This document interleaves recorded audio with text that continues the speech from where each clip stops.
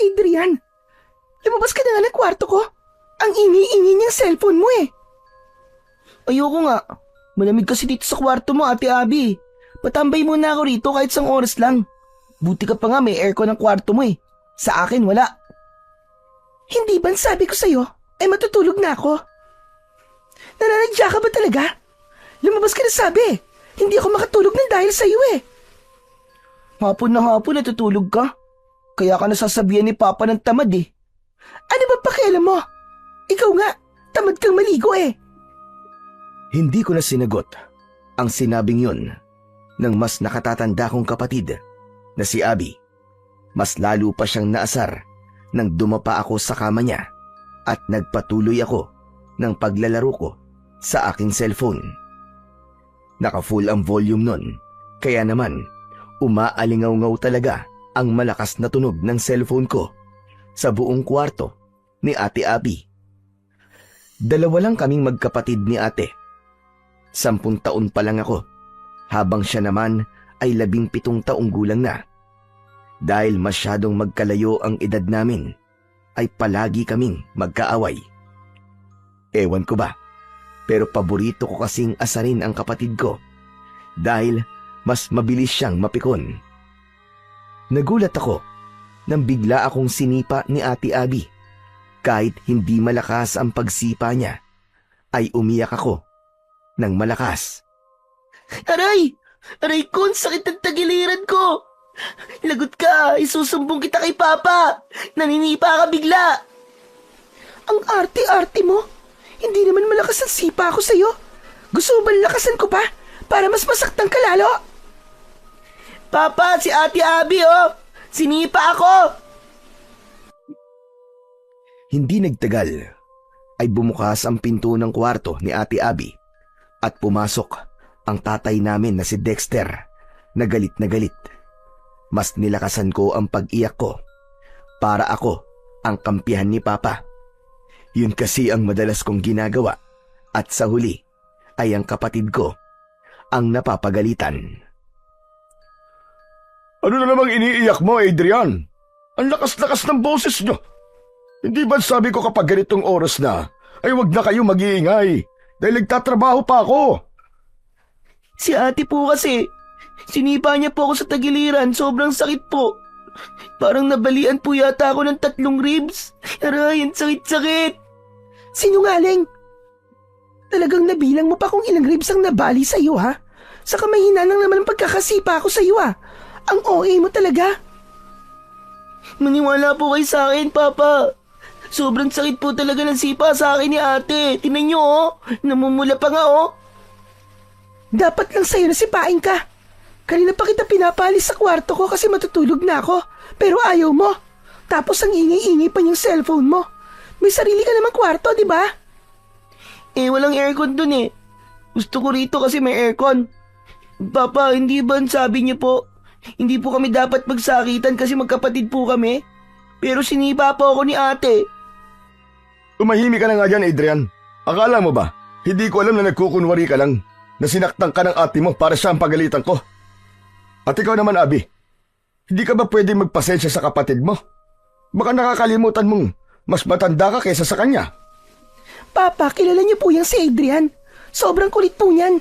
Kahit anong pagtitimpi ang gawin ko dyan, ay talagang mauubusan ako ng pasensya sa kakulitan niya. Adrian, sige na. Lumabas ka na ng kwarto ng ate mo. Doon ka na lang sa sala at mas presko doon. Pero Papa... Lalabas ka ba o kukunin ko yung cellphone mo at 1 linggo mo yan hindi magagamit? Sige, mamili ka. Ano ba yan? Ang daya-daya naman. Bakit kasi hindi niyo palagyan ng aircon ng kwarto ko para hindi na ako nagpupunta dito sa kwarto ni ate kapag mainit eh. Saka na kapag may naipon na ako. Huwag ka nang maraming sinasabi. Lumabas ka na! Labag sa kalooban ko na lumabas ako ng kwarto ni Ate Abby. Masama ang loob ko dahil hindi ako kinampihan ni Papa sa pagkakataon na yon. Wala na akong nagawa kundi ang magpunta sa sala. Humiga ako sa malambot na sofa at itinuon ko na lang ang aking atensyon sa paglalaro ng games. sa aking cellphone. Si Papa na lang ang kasama namin ni Abby sa bahay namin. Ang mama kasi namin ay 2 taon nang patay dahil sa kanser. Simula noon, si Papa na ang naging nanay at tatay namin ni ate. Nagtatrabaho si Papa bilang isang arkitek.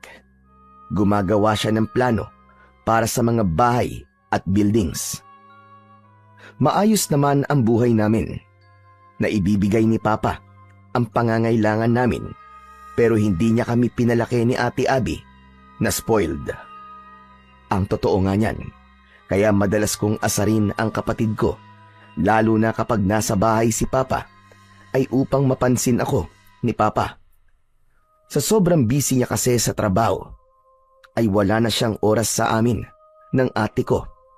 Yun lang kasi ang paraan ko para pansinin ako ng Papa namin. Kinagabihan, matapos magluto ni Papa ng hapunan, ay tinawag na niya kami ni Ate Abby.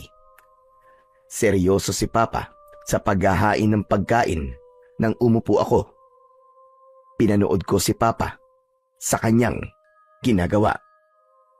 Papa, bakit hindi pa po kayo kumuha ng kasambay para meron na pong gumagawa ng mga gawaing bahay dito? Saka yung pagluluto po, para hindi na po kayo napapagod. Oo nga naman, Papa. Para after ng work mo, makakapagpahinga ka na. Wala ka nang iintindihan, di ba? Ay nako mga anak, dagdag gastos lang yan. Kailangan natin magtipid, lalo na't nasa college ka na, Abby. Saka kapag kumuha pa ako ng kasambay, mas lalo lang kayo magiging tamad. Hindi kayo matututo sa mga gawain dito sa bahay. Lalo ka na, Abby, dalaga ka na. Aba, kahit yata pagsasaing hindi ka pa marunong. Yan, buti nga sa'yo ate, napagalitan ka tuloy. Ikaw din, Adrian, manahimik ka. Kahit lalaki ka at bata ka pa, ay kailangan mo ring matuto sa mga gawaing bahay. Ako nga, nung nasa ganyang edad ako, aba, marunong na akong magluto ah. Ako rin ang nag-aalaga ng mga kapatid ko kasi ako ang panganay. Kayo rin ang mahihirapan pagdating ng araw kapag hindi kayo natuto ng mga dapat niyong matutunan. Tandaan niyo mga anak, hindi habang buhay ay magkakasama tayong 3. Kaya habang maaga pa, kailangan matuto na kayo. Wala nang nagsalita pa sa amin ni Ate Abby. Alam kasi namin na kapag marami nang sinasabi si Papa at sumagot pa kami, ay hahaba na naman ang usapan. Maya-maya pa ay umupo na si Papa at nagdasal muna bago kami kumain. Habang kumakain ay biglang nagsalita si Ate Abby. Papa, magpapaalam po pala ako sa inyo. Birthday po kasi ni Cheska next week. Sa Palawan po kasi siya magsi-celebrate Kasama po ang iba pa naming friends. Puro babae naman po kami. Gusto ko po sanang sumama. Nako, pasensya ka na pero sabihin mo kay Cheska na hindi ka makakasama. Ano po? Bakit naman po? Kung hindi niyo po ako bibigyan ng pera, may ipon naman po ako Yun na lang po ang gagamitin ko, Papa. Narinig mo naman ako, di ba? Hindi pwede.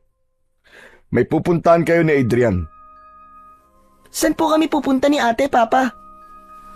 Sa Lola Melda nyo. Sa probinsya, kung saan lumaki ang nanay nyo. Ano ba yan? Ayoko, Papa. Hindi po kami close ni Lola Melde. Tapos pupunta pa kami ron.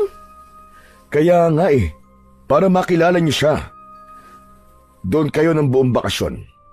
Susunduin ko na lang kayo kapag pasukan nyo na sa school. Yes, okay lang sa akin, Papa. Gusto ko pong makilala si Lola Melda. Noong buhay pa po kasi si Mama, palagi niya pong kinikwento na napakabait daw po ni Lola. Sigurado po akong matutuwa si Lola kapag nakita po niya kami ni ate. Kung gusto mo, ikaw na lang ang pumunta ron, Adrian. Pabida ka. Papa, kahit wag mo na lang akong payagan na sumama sa Palawan. Basta, wag mo na lang akong papuntahin kay Lola Melda. Kahit dito na lang po ako sa bahay ng buong bakasyon. Hindi pwedeng masunod ang gusto mo sa pagkakataong ito, Abby. Naisip ko na kailangan magsama kayo ng kapatid mo sa ibang lugar. At baka sakaling doon kayo magkasundo. Kay Lola Melda nyo, simple ang buhay. Walang TV, walang internet, at walang kuryente. Sigurado ko na mapipilitan kayo magbanding ni Adrian. Hindi na ako natutuwa na halos araw-araw kayo nagbabangayan. Dadalawa na nga lang kayong magkapatid tapos palagi pa kayo nag-aaway. Aba, mga anak, hindi magandang tignan yun. Eh di si Adrian na lang po ang ipadala nyo kay Lola Melda. Total, siya lang naman po may gustong pumunta ron eh. Basta, buo na ang desisyon ko. Isa pa, ayaw mo bang makilala ang lola mo? Nanay siya ng mama nyo, kaya dapat ay maging malapit kayo sa kanya. Bukas ay ihahatid ko na kayo ron, kaya mag-empake na kayo pagkatapos nyo kumain. Papa, sa akin po wala naman pong problema eh. Maganda nga po yun kasi makakapunta po ako sa ibang lugar. Wala rin po akong pakialam kahit wala pong kuryente ron at internet. Nagsalita ang konting init ay sumisiksik sa kwarto kung may aircon. Alam mo ba ang ibig sabihin kapag walang kuryente ha? Ibig sabihin, walang aircon, walang electric fan. Hindi na kailangan ng electric fan o aircon sa lugar ng lola nyo. Mataas ang kinaroroonan ng baryo nila, kaya malamig doon kahit summer. Magiging komportable kayo ron. Naisama na ako ron ng nanay nyo ng isang beses, kaya alam ko yan. Natawa ako sa naging reaksyon ni Ate Abby. Kulang na lang ay malukot ang mukha niya sa sobrang pagsimangot niya. Sa akin naman ay ayos lang talaga na pumunta kami kay Lola Melda. Marami kasing naikwento sa akin si Mama tungkol kay Lola Melda. Ang sabi niya ay napakabait ni Lola Melda kasi kahit hindi siya nito totoong anak, ay inalagaan at itinuring siya nito na parang tunay nitong anak. Kung hindi raw nakita ni Lola Melda si Mama sa gubat, ay malamang hindi nabuhay si Mama at wala rin kami ni Ate Abby sa mundo. Pagkatapos naming kumain, ay excited akong nag-empake ng mga dadalhin ko sa pagpunta namin kay Lola Melda sa probinsya. Natulog ako ng maaga dahil ang sabi ni Papa ay madaling araw daw kami babiyahe. Makalipas ang ilang oras, ay ginising na ako ni Papa. Naligo na ako at inilagay na namin ni Ate Abby ang mga gamit namin sa likod ng kotse. Hindi nagtagal ay bumiyahe na kami. Nasa backseat si Ate Abby habang ako naman ang katabi ni Papa sa unahan. Abby, tipirin nyo ni Adrian yung allowance na ibinigay ko sa inyo ha. Matuto kayo mag-budget ng pera. Pwede bang wag na tayong tumuloy? Hindi ko alam eh. Para bang bigla akong kinabahan. Hala si ate, ang daming dahilan. Papa, nag-iinarte na naman si ate oh, palagi nalang ganyan yan. Hay, tumigil ka. Hindi ako nag-iinarte, no? Sa kinakabahan talaga ako eh. Ano magagawa ko? Paepal ka. Normal lang nakabahan ka, Abby. Pero sigurado ako na magiging maganda ang kalalabasan ng pagbabakasyon nyo sa Lola Melda nyo. Matutuwa yun kapag nakita niya kayo. Saka, napakabait niya, kaya makakasundo niyo siya.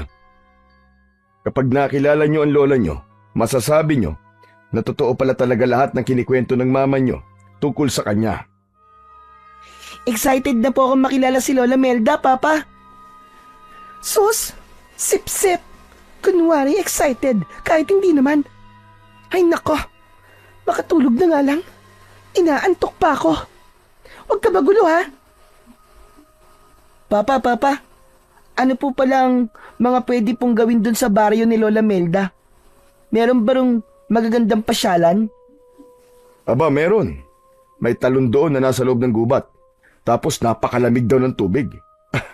Magpasama kayo kay Lola Melda nyo pagdating nyo roon ng ate mo. Papa, hindi po ba pwedeng sumama rin po kayo ron sa amin? Hindi pwede anak may trabaho pa ako na kailangan tapusin. Saka, mas okay na hindi nyo ako kasama para matuto kayo magtulungan ng ate mo. Gaano po kami katagal dun, Papa? Siguro 1 buwan lang. Basta susunduin ko na lang kayo. Oh, baka inaantok ka pala ha. Pwede ka matulog muna at mahaba pang biyahe natin. Sige po, Papa. Iidlip na lang po muna ako. Umayos ako ng pagkakasandal at pumikit na ako. Hindi nagtagal ay nakatulog na ako habang si Papa naman ay patuloy lamang sa pagdadrive. Hindi ko alam kung gaano na ako katagal na tulog nang gisingin ako ni Papa. Aniya ay kakain daw muna kami. Bumaba kami at pumasok sa isang fast food restaurant. Pagkatapos naming kumain, ay bumiyahe na ulit kami. Habang umaandar ang kotse, ay nakatingin ako sa dinadaanan namin. Paunti ng paunti ang mga building na nakikita ko. Pagsapit ng hapon, ay puro kabahayan na ang nakikita ko sa labas. Hanggang sa pataas na ng pataas ang aming dinadaanan. Papalubog na rin ang araw ng oras na yon. Papa, malapit na po ba tayo? Oo, malapit na. Siguro mga kalahating oras na lang. Ang sakit na po ng katawan ko. Pwede bang bumalik na lang po tayo sa bayan? Maghanap na lang po tayo din ng hotel na matutulugan. Bukas na lang po tayo pumunta sa bahay ni Lola Melda. Hindi pwede. Kailangan ko rin makabalik sa Maynila bukas ng umaga eh. May importanteng meeting kami. Kaya pagkatid ko sa inyo sa lola nyo, aalis na rin ako kaagad. Makalipas nga ang kalahating oras, ay pumasok na ang sasakyan namin sa isang liblib na baryo. Napakadilim at tahimik doon. Hanggang sa ihinto na ni Papa ang sasakyan sa tapat ng isang kubo. Oh mga anak, nandito na tayo. Yang kubo na nasa tapat natin ay ang bahay ng Lola Melda nyo. Hindi na ako bababa ah. At baka kapag nakita ko ng lola nyo mapakwento pa ako eh. Kailangan kong bumiyahe kagad pabalik. Papa, sasama na lang ako sa inyo pabalik, please. Ano ba naman, Abi? Napag-usapan na natin yan, di ba? Isipin mo na lang na para sa inyo to ni Adrian. Para magkasundo kayong dalawang magkapatid. Basta, huwag kayong magpapasaway sa lola nyo ha. Matanda na siya, kaya huwag niyo siyang bibigyan ng sakit ng ulo. Tumulong kayo sa mga gawaing bahay. O sige na, bumaba na kayo. Mag-iingat kayong dalawa ha. Oo nga pala. May isang box ng grocery sa likod. Dalhin nyo na rin yun para may pagkain kayo. Wala nang nagawa si Ate Abby, kundi ang bumaba ng kotse. Sumunod ako sa kanya at kinuha na namin ang mga gamit namin sa likod ng sasakyan, pati na ang box na sinasabi ni Papa. Pagkatapos magpaalam ni Papa sa amin, ay umandar na paalis ang kotse. Hindi muna kami umalis sa aming kinatatayuan dahil sinundan namin ng tingin ang papalayong sasakyan. Buisit ka! Kasalanan mo to eh! Kung di mo lang sana ako palaging inaasar, hindi tayo dadali ni Papa rito. Tignan mo oh! Walang signal ang phone ko rito. Diyos ko, ano ba yan? Ang dami namin plano ng mga friends ko ngayong summer vacation. Tignan mo nga, walang mall dito. Paano ako mag-i-enjoy sa lugar na to? Huwag mo nga ako sinisisi dyan, ate. Saka huwag ka nang maarte. Kala mo naman, maganda ka. Ewan ko sa'yo. Diyan ka na nga. Kailangan ko nang pumasok sa bahay ni Lola Melda dahil sobrang daming lamok dito sa labas. Naunang maglakad si Ate Abby papunta sa kubo. Sumunod ako sa kanya habang hila ko ang aking maleta. Ako ang kumatok sa pinto. Hindi nagtagal ay bumukas yun at isang matandang babae na may dalang lampara ang bumungad sa amin. Medyo maliit siya at may payat na pangangatawan. Puro puti na ang buhok niya na umaabot sa bewang niya. Alam ko na si Lola Melda yun dahil nakita ko na ang picture niya na nasa aming bahay. Sino kayo? At ano kailangan nyo sa akin? Lola Melda, ako po si Adrian at siya naman po si Ate Abby. Anak po kami ni Dexter at Maricel. Ano ka ba? Si Maricel? Kayo na nga ba yan? Ang aking mga apo? Opo, Lola Melda. Kami na nga po ito. Aba, ang lalaki nyo na. Huli ko kayong nakita ay ilang taon lang ang nakakaraan. Bata pa ang ate mo doon at ikaw naman ay sanggol pa. Lola Melda, pwede po bang sa loob na po tayo magkwentuhan? Pinapapak na po kasi ng mga lamok ang binti ko eh. Ay, at pasensya na. O sige, pasok kayo. Pagpasensyahan nyo na at maliit lamang ang bahay ko. Tuluyan ng binuksan ni Lola Melda ang pinto. Pumasok na kami ni Ate Abby. Iniligay namin sa isang sulok ang aming mga dala at naupo kami sa nag-iisang papag na naroon. Nang ipatong ni Lola Melda ang lampara sa ibabaw ng lamesa, ay humila siya ng upuan at naupo siya sa harapan namin ng kapatid ko. Kumusta kayo? Nakatutuwa na ba at dinalaw niyo ako rito? Ang papa niyo, nasaan siya? Hinatid lang po niya kami rito, Lola. Umalis din po siya kagad. Kailangan po kasi niyang makabalik kagad sa Maynila bukas ng umaga kasi may trabaho pa po siya. Ay, gano'n pa. Abay, sayang naman. Sana ay nagpakita siya sa akin kahit sandali lang. Huwag po kayong mag-alala kasi kapag sinundo po kami rito ni Papa ay magkakausap din po kayo. Alam niyo ba, ang totoo ay nag-iipon ako ng pera para pamasahe ko papunta sa Maynila. Gusto ko sana kayong dalawin. Nang namatay kasi ang nanay niyo, ay hindi ako nakapunta dahil may sakit ako doon. Bukod sa gusto ko kayong makita, ay gusto ko rin sanang dalawin ang puntod ng nanay ninyo. E di sumama na lang po kayo pagbalik po namin sa Maynila, Lola, para hindi na po kayo magbayad ng pamasahe, di po ba? Kailan ba kayo susunduin ng papa ninyo? Ang sabi po kasi ni Papa baka 1 buwan daw po kami rito para daw po makilala ka namin ni ate. Nawala ang ngiti ni Lola Melda. Biglang naging seryoso ang mukha niya hanggang para na siyang natatakot. Isang buwan? Aba, 1 buwan kayong mananatili rito. Opo, Lola. Ito po kasing si Adrian. Palagi po akong inaaway at inaasar. Napuno na po si Papa sa pag-aaway namin. At ang naisip niya pong solusyon para magkasundo po kami ni Adrian ay dalhin po kami rito. Para raw makapag-banding kami ni Adrian. As if makikipag-banding ako dyan, no? Mas gugustuhin ko pa nakausapin ng mga ibon at manok dito kesa dyan sa kapatid ko. Hindi rin naman kita gustong kausapin, ate. Parehas lang tayo ng nararamdaman. Talaga? Sandali lang. Huwag kayo mag-away. At isa pa, hindi kayo maaaring magtagal dito. Kailangan ninyong umalis kagad. Ang akala ko naman ilang araw lang kayo rito. Hindi ko alam na 1 buwan kayong mananatili dito sa aking bahay. Teka, may telepono ba kayo? Baka pwede niyong tawagan ng inyong tatay at sabihin na sunduin na kayo kagad ngayon. Hala, bakit, Lola? Ayaw niyo po ba kaming makasama ng matagal? Hindi naman sa ganun na po. Ang totoo niyan ay gustong-gusto kayong makasama na matagal.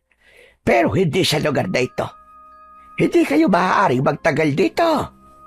Abi, ilabas mo na ang inyong telepono at tawagan mo kagad ang tatay mo. Lola, simula po nang dumating kami rito ay wala na pong signal ang cellphone ko. Ano ka ba? Signal? Signal po. Kailangan po ng signal para makatawag po ako kay Papa. Kaya hindi ko po siya matatawagan.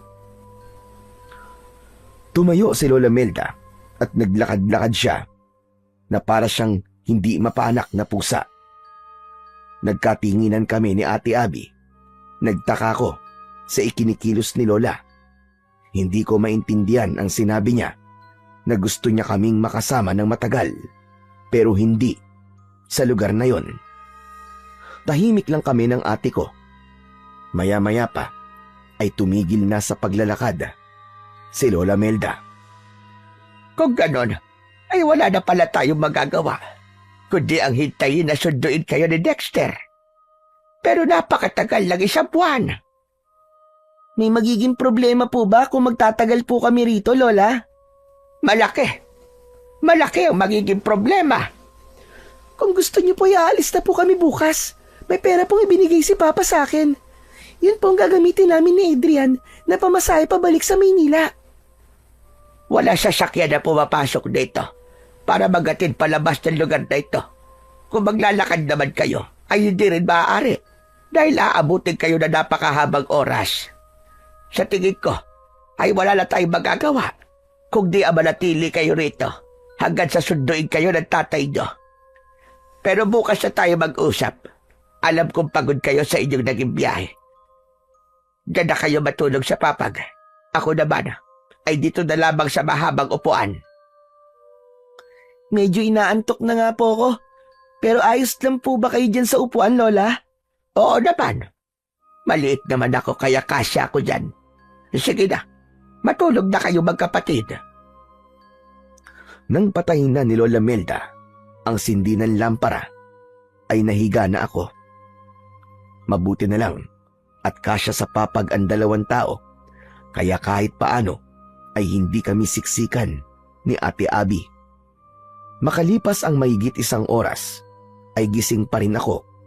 Hindi dahil sa hindi ako sanay matulog sa papag, kundi dahil namamahay ako. Kahit anong posisyon ang gawin ko sa paghiga, ay hindi ako dinadalaw ng antok. Hanggang sa nasiko ko ang braso ni Ate Abby nang dahil sa kalikutan ko. Ano ba, Adrian? Bakit ba ang likot-likot mo? Maliit na nga tong higaan para sa ating dalawa. Hindi ka pa mapakali dyan. Paano? Hindi kasi ako makatulog, ate. Pumikit ka para makatulog ka. Hindi yung ang likot-likot mo dyan. Tapos pati pagtulog ko, naiistorbo mo. Buti nga ikaw, nakatulog na eh. At kinising ako ng kalikutan mo. Bakit? Kasalanan ko ba kung hindi ka makatulog? Isa pang likot mo dyan, ha? Papalabasin talaga kita. Tumalikod na si Ate Abby pagkatapos niyang sabihin sa akin yon. Pinilit ko na lang na matulog. Pumikit ako, pero wala pang 1 minuto ay may narinig akong kakaibang ingay sa labas. May mga nagsisigawan, pero hindi ko alam kung bakit ba sila sumisigaw. Sinundan yon ng napakahabang alulong ng mga aso. Hindi pa rin natapos dahil nakarinig din ako ng malakas na pagaspas ng mga pakpak. Ang unang pumasok sa isip ko ay baka maraming malaking ibon sa baryong yon. Nang tumahimik na ang paligid, ay unti-unti na akong tinamaan ng antok. Hindi nagtagal, ay tuluyan na akong nakatulog ng mahimbing. Kinabukasan ng umaga, ay nauna akong nagising kay Ate Abby. Nakita ko si Lola Melda na nagtitimpla ng kape. Nagising na rin si Ate Abby at agad siyang sumimangot. Aray, ang sakit ng likod ko. Pasensya na. Alam ko na sanay kayo sa malambot na higaan. Wala kasing kutsyon dito sa bahay ko. Huwag niyo pong pansinin si Ate Lola Melda. Talagang maarte lang po yan eh, saka reklamadora pa. Kaya nga po palagi po siya napapagalitan ni Papa eh. Sa masakit ang likod ko eh. May magagawa ba ako? Pakialamero ka. Hay nako, mukhang tama nga ang sinabi niyo. Palagi kayo nag-aaway na magkapatid. Magmumug na kayo doon sa batalan at saluhan niyo na ako rito sa almusal. Lola, what's batalan? Ang arte talaga nito. Batalan lang, di mo pa alam. Lababo yun. Kung saan naguhugas ng pinggan. Wala bang subject na Pilipino nung elementary at high school ka, ate, at hindi mo alam kung ano ang batalan? Bakit ba? Sa hindi ko alam eh. Hindi na ako sumagot. Nauna na akong nagpunta sa batalan para maghilamos at magmumog. Sumunod si Ate Abby sa akin at pagkatapos ay magkasabay na kaming naupo sa hapagkainan. Ipinagtimpla ko na kayo ng kape. Kung kulang sa tamis, ay dagdagan nyo na lang ng asukal. Pagpasensyahan nyo na lang at kabote ang ating almusal. Ayos lang ba yun sa inyo? Ayos lang po sa akin, Lola. Hindi naman po ako mapili pagdating po sa pagkain eh. Lola, wala po ba kayong pancake o bacon? Yan po kasi madalas na niluluto ni Papa para sa amin tuwing breakfast. Hindi ka ba marunong makaintindi, ate? Kamote nga lang ang almusal natin. Talagang naghahanap ka pa ng wala. Kahit sinigang na kanin po, Lola, tapos itlog, tapos yung sinagag po ay maraming bawang na toasted. Bawang? Abay walang bawang sa baryong ito. Pati na rin asin. Ano? Seryoso po ba yan? May lugar po bang walang bawang at asin? Meron. Dito sa lugar na ito ay ipinagbabawal ang bawang at asin. Bakit po, Lola? Ano po bang meron sa bawang at asin? At ipinagbabawal po yun dito. Huwag kayong magtanong. Kumain na muna tayo at lalamig na ang kape nyo. Hindi na ako nagsalita at kumuha na ako ng isang kamote. Binalatan ko yon, saka ko kinain. Pero habang kumakain ako, ay hindi naalis sa akin ang pagtataka kung bakit walang bawang at asin sa baryo ni na Lola Melda. Maya-maya pa ay napansin ko na nakasarado ang bintana at pinto, kaya pala medyo madilim sa loob. Napansin din yon ni Ate Abby at siya na ang nagsabi nun kay Lola Melda. Wait lang po bubuksan ko lang po ang pinto at bintana para lumiwanag. Wag! Nagtatakang nagkatinginan kami ni Ate Abby sa pagsigaw na yon ni Lola Melda. Ang ibig ko sabihin wag mo na buksan. Masyadong maraming langaw sa labas. Baka pumasok dito sa loob. Ganun po ba? Sige po, hindi ko na lang po bubuksan. Siguro ay ngayon ko na dapat sabihin sa inyo ang patakaran ko sa bahay ko. Kailangan ninyo sundin ang lahat ng sasabihin ko at huwag na kayong magtanong. Para rin naman sa inyo ang mga patakaran na sasabihin ko. Una, hindi kayo pwedeng lumabas. Hindi kayo pwedeng makita ng ibang tao. Sa madaling salita, dito lang kayo sa loob ng bahay. Lalong-lalo na sa gabi. Hindi kayo maaaring lumabas.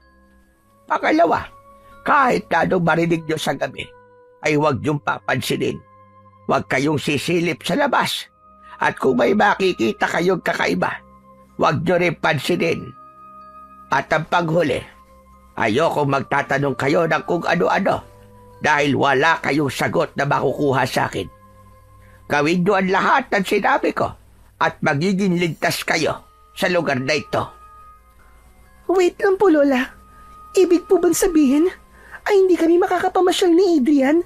As in, dito lang po kami sa loob ng bahay sa loob ng isang buwan? Ganon na nga. Hindi kayo maaaring lumabas. Pero ang boring naman po nun. Buti po sana kung may TV kayo rito o kaya internet connection. Pero wala Anong gagawin namin dito? Hindi ba ang sabi ko ay huwag na kayong magtanong. Sundin nyo na lang ang sinabi ko dahil para rin yun sa inyong kapakanan. Pero bakit po? May hindi ba magandang nangyayari sa lugar na to at bawal kaming lumabas at makita ng ibang tao? Gaya na sinabi ko, Abe, huwag na kayong magtanong. Sige na. Tapusin nyo na ang pagkain nyo. Hindi na kami nagsalita pa ni Ate Abby. Nang magkatinginan kami, ay alam ko na iisa ang nasa isip namin. Nagtataka kami sa mga patakarang sinabi ni Lola Melda. Hindi ko akalain na sa loob ng isang buwan ay doon lang kami sa loob ng bahay niya. Para sa akin ay hindi ganoong bakasyon ang iniisip ko. Ang buong akala ko pa naman ay makakagala kami sa lugar na yon. Pero base sa mga sinabi ni Lola ay mukhang hindi yon mangyayari. Pagkatapos naming mag-almusal ay nagpaalam sa amin si Lola Melda. Aniya ay magtutungo siya sa taniman nito ng gulay upang kumuha ng kakainin namin mamayang pananghalian. Isinarado niya ang pinto pagkaalis niya. Humiga ako sa papag habang naglalaro ng isang offline games sa aking cellphone. Si Ate Abby naman ay hindi mapakali at panay ang lakad niya. Hindi ko magets kung bakit bawal tayong lumabas. Anong gagawin natin dito sa loob ng bahay ni Lola? Wala namang mapaglibangan dito. Wala ring internet. Paano ko malalaman ang ginagawa ng mga friends ko? Siguro merong mamamatay tao dito na gumagala, no? Kaya hindi tayo pwedeng lumabas. Ewan ko. Sabi ko na nga hindi na dapat ako pumunta rito. Kung alam ko lang na ganito ang sitwasyon dito, hindi na sana ako sumunod kay Papa. Nagmatigas na lang sana ako. Huwag ka na magalit dyan, ate. May cellphone ka naman, di ba? Gamitin mo na yan para malibang ka. At paano naman ako malilibang sa cellphone ko, Aber, kung walang internet connection? Saka sige, gamitin mo yung cellphone mo para malobat ka agad yan. Sa tingin mo ba, makakapag-charge ka kapag nalobat yan? Ipapaalala ko lang sa'yo na walang kuryente rito. Agad akong huminto sa paglalaro nang mapagtanto ko yun.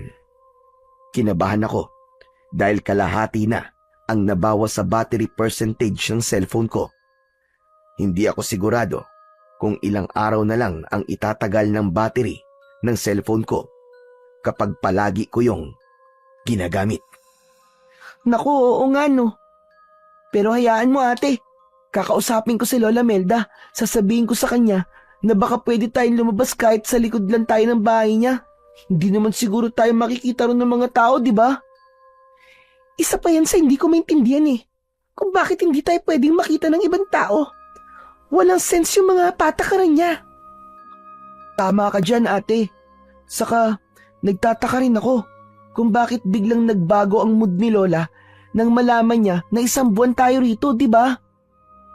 Kasalanan mo to Dapat kasi, hindi ka pumayag na sabihin ni Papa na dadalhin niya tayo rito. Masyado ka kasi pabibo kay Papa Kung sumang-ayon ka lang sana sa akin at dalawa tayong tumutol sa gusto ni Papa, baka mas nakinig siya sa atin. Hindi ko naman kasi alam na ganito ang mangyayari, ate. Sa totoo lang, okay lang sa akin na walang internet at kuryente. Akala ko makakagala tayo rito. Pero hindi pala. See? Akala mo kasi ay palagi ako nag-iinarte. Mas matanda ako sa'yo, no? Kaya mas marami akong alam kaysa sa'yo. Saka, hindi ba sinabi ko na bago tayo umalis, kinakabahan ako? Tama pala ang kutob ko. Hindi pala talaga dapat tayo tumuloy dito. Ewan ko ba kasi dun kay Papa kung bakit gustong-gusto niya makilala pa natin si Lola Melda.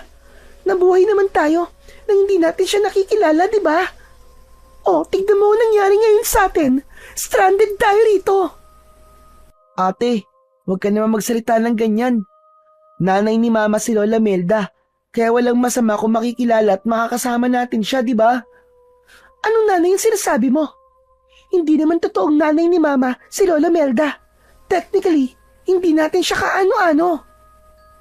Nagulat kami ni Ate Abby nang biglang bumukas ang pinto at pumasok si Lola Melda. Namutla si Abby dahil seryoso ang muka ni Lola habang bitbit niya ang isang basket na may nakalagay na mga gulay. Lola, nandiyan na po pala kayo. Ang bilis niyo naman po. Akala ko po mamaya pa po kayo babalik. Malapit lang dito taniman ko ng mga gulay. Akala niyo ba ay magtatagal ako ron? Kaya kung ano-anong pinag-uusapan yung dalawa. Si ate lang po ang kung ano-ano po ang sinasabi. Anong ako lang? Narinig ko mga sinabi mo, Abby. Tama ka. Hindi nga ako ang totoong nanay ni Maricel. Pero kahit hindi ko siya kadugo, ay itinuring ko siya na parang nanggaling sa akin. Kung buhay lang sana nanay niyo, siya mismo magpapatunay nun. Naniniwala naman po ako sa inyo, Lola. Madalas po kayong ikwento sa amin ni Mama nung buhay pa po siya. Wala po siyang nasabing hindi maganda tungkol sa inyo. Kaya nga po nang sabihin po ni Papa na pupunta kami rito ni ate, ay pumayag po kagad ako. Si Ate Abby lang po talaga ang kung ano-anong sinasabi tungkol sa inyo Talagang nilaglag mo ako Okay. Naniniwala naman po ako mabait kayo, Lola Pero ang hindi ko talaga maintindihan ay kung bakit kailangan dito lang kami sa loob ng bahay. Nagpunta po kami rito para magbakasyon at hindi maging parang preso. Mas ligtas kasi kayo rito sa loob. Maniwala kayo. Para rin sa inyo ang mga sinasabi ko. Sundin niyo na lang ako para walang masamang mangyari sa inyo. Eh bakit nga po bawal kaming lumabas? Ano po bang meron sa labas? Huwag na kayong magtanong. Gawin niyo na lamang ang sinasabi ko. Mas maganda po kung maiintindihan namin ng kapatid ko kung bakit bawal kami lumabas. Kaya please naman, Lola, sabihin niyo na po sa amin ang dahilan. Mas mabuting hindi niyo na lamang malaman. Mamaya na tayo mag-usap. At lilinisin ko pa ang mga gulay na kinuha ko. Diretsong naglakad si Lola Melda sa batalan habang nagkatinginan kami ni Ate Abby. Napailing na lang ang kapatid ko habang ako naman ay nag-isip ng maaaring dahilan kung bakit hindi kami pinapalabas ni Lola ng bahay niya. Sa unang 2 araw namin sa bahay ni Lola Melda ay palagi kaming nasa loob ng bahay. Hindi namin tinangkang suwayin ang utos ni Lola Melda dahil baka magalit siya sa amin ni Ate Abby. Pero isang hapon, nang kami lang ni Ate Abby ang nasa bahay, ay napansin kong inip na talaga si ate. Panay ang lakad niya at hindi naaalis ang pagsimangot sa kanyang muka. Hanggang sa nainis na nagsalita si Ate Abby. Ay, ano ba yan? Naiinip na ako. Wala na akong ibang nakikita kundi ang 4 na sulok ng bahay na ito at ang nakakabwisit mong mukha, Adrian. Ako rin naman eh. Nabibwisit na ako sa mukha mo, ate. Palagi ka kasing nakasimangot. Sino bang hindi sisimangot kung para tayong preso na nakakulong dito? Hindi ko na kaya. Lalabas na talaga ako. Kailangan ko maglakad-lakad. Kailangan ko makasagap ng sariwang hangin. Hindi ka pwedeng lumabas, ate. Baka mamaya mapagalitan ka ni Lola. Wala akong pakialam. Saka saglit lang naman ako eh. Babalik agad ako bago pa bumalik si Lola Melda. Hindi ba naroon siya sa taniman niya ng gulay? For sure, matatagalan siya bago makabalik. Naku, bahala ka nga sa buhay mo, Ate Abby. Basta kapag nalaman ni Lola na lumabas ka at napagalitan ka, huwag mong sasabihin hindi kita pinigilan, ha? Whatever. Wala rin akong pakialam kahit pagalitan ako ni Lola. Diyan ka na nga. Buisit ka. Hindi ko na pinigilan pa si Ate Abby nang buksan niya ang pinto at lumabas siya ng kubo. Hindi man lang niya isinarado ang pinto. Lumapit ako ron para isarado. Pero nang isasarado ko na sana ang pinto, ay may nakita kong isang batang lalaki na may dalang saranggola na tumatakbo. Nakakaingit naman yung batang yun. Mabuti pa siya nakakapaglaro. Bakit kasi ayaw kaming palabasin ni Lola eh? Yung bata nga na yun nasa labas. Mukhang hindi naman delikado sa labas eh. Habang sinusundan ko ng tingin yung batang may dalang saranggola, ay mas tumindi ang inggit ko sa kanya. Hanggang sa naisipan kong sundan yung bata para samahan ko siyang magpalipad ng saranggola. Lumabas ako at pagkatapos kong isarado ang pinto, ay patakbo kong sinundan ang bata. Kahit mas maliit sa akin yung bata, ay napakabilis niyang tumakbo. Pumasok siya sa gubat, pero nakasunod pa rin ako sa kanya. Hanggang sa mabilis na nawala sa paningin ko ang bata. Luminga-linga pa ako sa paligid. Pero, hindi ko na siya nakita. Hala, nasaan na siya nagpunta? Nasaan na yung batang yun? Grabe, ang bilis naman niyang tumakbo. Bigla siyang nawala. Napakamot ako sa likod ng aking ulo, pero hindi pa rin ako sumuko na hanapin yung bata. Hindi pa kasi ako nakapagpapalipad ng saranggola at gusto ko yung subukan. Nagpatuloy ako sa paglalakad hanggang sa may narinig akong kaluskos sa kung saan. Sinundan ko ang tunog at nagulat ako sa aking nakita. Nakita ko ang batang lalaki na kinakain ng lamang loob ng isang baboy ramo. Puno ng dugo ang kamay at bibig ng bata. Para siyang gutom na gutom at sarap na sarap kahit hilaw ang kinakain niya. Hindi ako nakagalaw sa aking kinatatayuan. dahil sa sobrang pagkabigla. Nagulat ako nang mula sa likod ko ay may kamay na tumakip sa aking bibig. Hinila ako ng taong yun palayo. Sinubukan kong makawala pero mas malakas sa akin ang taong yun. Binalot ako ng takot. Gusto kong sumigaw pero hindi ko magawa. Nang nakalayo na kami sa bata, ay saka lang ako pinakawalan ng taong humila sa akin. Sisigaw sana ako, pero pagharap ko, ay nakita ko si Lola Melda. Bakas sa mukha niya, ang galit. Lola, ikaw pala. Akala ko'y kung sino na eh. Umuwi na tayo. At doon tayo mag-uusap. Pero Lola, yung bata po. Yung bata. Hindi ka ba talaga marunong makinig? At sabi ko, ay sa bahay na tayo mag-uusap. Nauna nang naglakad si Lola Melda at wala na akong nagawa kundi ang sumunod sa kanya. Napansin ko na nagmamadali ang lola ko sa paglalakad at halos hindi ko siya masabayan. Pagdating namin sa bahay ay naroon na si Ate Abby at kumakain siya ng suman. Buti naman at nakita mo siya, Lola. Salamat naman at ligtas ang kapatid ko. Adrian, hindi ba't sabi ko sa iyo ay hindi kayo pwedeng lumabas? Ganun ba kahirap ang pinapagawa ko sa inyong magkapatid? Kasi po Lola, nakita ko po yung bata na nagpapalipad po ng saranggola. Nainggit po ako sa kanya kaya sinundan ko siya eh. Kahit na, hindi ka pa rin dapat lumabas. Ganyan ba kayo pinalaki ng tatay niyo? Hindi kayo marunong sumunod sa sinasabi na mas nakatatanda sa inyo? Sorry na po Lola.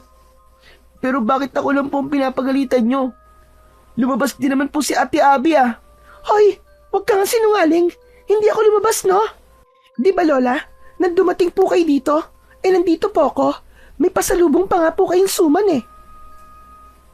Hala, ikaw ang sinungaling ate. Lola, si ate po na unang lumabas. Sumunod lang po ako sa kanya, maniwala po kayo sa akin. Sinungaling yan, sinungaling. Tama ang ate mo. Dumating ako nandito siya. At sabi niya sa akin, ay ikaw lang ang lumabas. Pinigilan ka pa nga raw niya, pero hindi ka nagpapigil. Matalim kong tinignan si Ate Abby. Doon ko na-realize na bago nakauwi si Lola Melda, ay nagawa ng bumalik ni ate sa bahay. Kaya inakala ni Lola na hindi siya lumabas. Hanggang sa naalala ko yung batang nakita ko sa gubat. Pero Lola, yung ano po, yung batang nakita ko po sa gubat. Bakit po siya kumakain ng baboy damo? Tapos, hilaw pa po yung kinakain niya. Ganito po ba sa lugar niyo, Lola? Kumakain po ng hilaw na karne ang mga tao. Ano ba sinasabi mo, bata ka? Wala naman ako nakitang bata sa gubat na kumakain ng baboy rabo. Ano? Paanong wala po, Lola Melda? Nasa harap lang po natin yung bata kanina, di ba? Hay nako, kung ano-ano tumatakbo sa imahinasyon mo. Iniiba mo lang ba ang usapan para mawala ang galit ko sa'yo? Hala sige, ganyan muna kayo at magsisibak lang ako ng kahoy sa labas. Sana naman ay ito na ang huling beses na susuwayin mo ako. Naiintindihan mo ba, ha Adrian? Opo, sorry na po ulit. Matapos yun, ay lumabas na si Lola Melda. Nang kami na lang ni Ate Abby ang nasa loob ng bahay, ay pigil na tumawa si ate na parabang nang aasar. Sabi ko naman sa'yo, di ba? Babalik ako bago dumating si Lola Melda. Ikaw kasi, lumabas ka pa eh. Nahuli ka niya tuloy. Ang galing mo talagang magsinungaling ate, no? Grabe ka. Ginawa ko yon para hindi ako mapagalitan. Dapat kasi ginagamit mong utak mo kahit minsan lang. Pero teka, ano yung sinabi mo kanina na may nakita kang batang kumakain ng baboy ramo? Totoo ba yon? O gawa-gawang kwento mo lang? Ate, maniwala ka. Pexman cross my heart. Totoong-totoo yun. Sinundan ko yung bata na may dalang saranggola. Pagpasok niya sa gubat, bigla siyang nawala. Tapos hinanap ko siya. Nang nakita ko ulit siya, ay kumakain na siya ng baboy ramo. Parang Siya pa nga mismo ang pumatay dun sa baboy damo na yun eh. Kasi puro dugo talagang kamay niya. Grabe ate, nakakatakot yung itsura niya. Kasi para siyang gutom na gutom at wala siyang pakialam kahit hilaw ang kinakain niya. Talagang nilantakan niya ate. Diyos ko, obvious naman na iniimbento mo lang yung kwento mo, no? Hindi ka panipaniwala. Sino naman kakain ng hilaw na karne, tapos bata pa? Alam mo, kung gagawa ka ng kwento, yung kapanipaniwala naman sana. Pero ate, nagsasabi ako na totoo. Hindi ako nag-iimbento lang, maniwala ka ate. Kahit nga si Lola hindi naniniwala sa'yo eh. Ako pa kaya? Bahala ka nga kung ayaw mo maniwala. Basta, nagsasabi ako na totoo. Maarting inirapan ako ni Ate Abby. Itinuon niya ang kanyang atensyon sa kanyang cellphone habang ako naman ay napaisip kung totoo o hindi ba ang aking nakita. Pero sa huli, alam ko sa sarili ko na hindi yun isang imahinasyon. Alam ko sa sarili ko na totoong totoo ang nangyari. Ang ipinagtataka ko lang ay kung bakit may batang kumakain ng hilaw na karne sa baryong yon. Kinagabihan, ginisang gulay ang inihain ni Lola Melda sa amin. Nang tikman ko yon, ay hindi ko naiwasan ang mapasimangot. Bakit naman parang hindi mo nagustuhan ang niluto ko, Adrian? Talagang may pagsimangot ka pa dyan. Eh kasi po, wala pong lasa yung niluto niyo eh. Kahit po yung mga niluto niyo nung mga nakaraang araw, wala rin pong lasa. Talaga po bang wala po kayong asin sa baryong to? Hindi ba sinabi kong wala? Hayaan mo na at masustansya ang pagkain kapag walang asin. Saka, kulang po sa flavor ang mga luto niyo, Lola. Sorry po pero nagsasabi lang po kami ng totoo. Mas masarap po sana itong niluto niyo kung nagisa po muna kayo ng bawang. Iba po kasi talaga kapag may nilagay pong bawang sa ginisang gulay. Huwag na kayo magreklamo, magkapatid.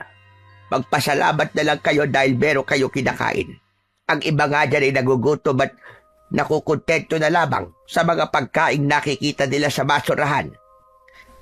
Nagsasuggest lang naman po kami, Lola. Kung ayaw ninyo ng luto ko, ay magbukas na lamang kayo ng dilata sa mga dala niyong pagkain.